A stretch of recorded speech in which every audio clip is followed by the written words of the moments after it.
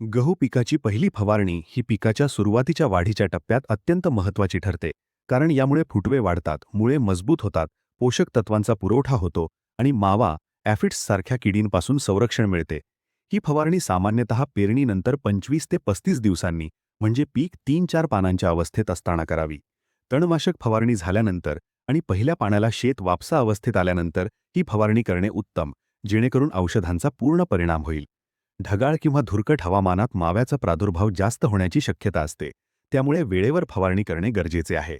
प्रति acre 200 litre पाण्यात मिसळण्यासाठी सामान्य शिफारस महाराष्ट्रातील शेतकरी अनुभव आणि कृषी तज्ज्ञांच्या सल्ल्यावर आधारित अशी आहे.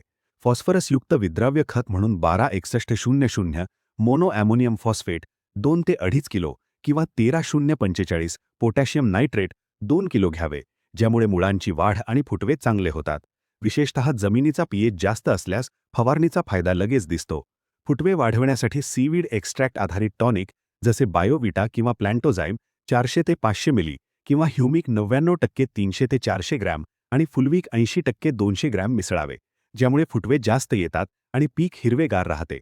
मावा नियंत्रणासाठी इमिडाक्लोप्रिड 17.8% एसएल 40 ते 50 मिली किंवा थायामेथॉक्झम 25% WG 40 ग्रॅम किंवा मावा जास्त असल्यास रोगार किंवा क्लोरोपायरिफॉस घ्यावे. औषध चांगले चिकटावे म्हणून स्टिकर जसे टाटा स्टिकर 40 ते 50 मिली अवश्य मिसळावे.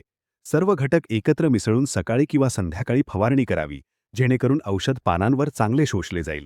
या फवारणीमुळे फुटवे 20 ते 30% जास्त येतात, मुळे मजबूत होऊन पीक पाणी आणि खते चांगले घेते.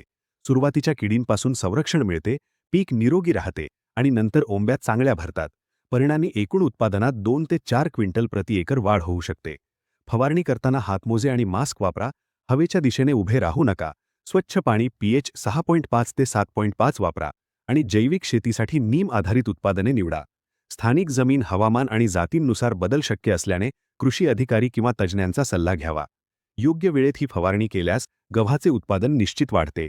नंतरच्या टप्प्यात 55 ते 70 दिवसांनी 19-19-19 सारखी फवारणीही करावी. शुभ गहू लागवड.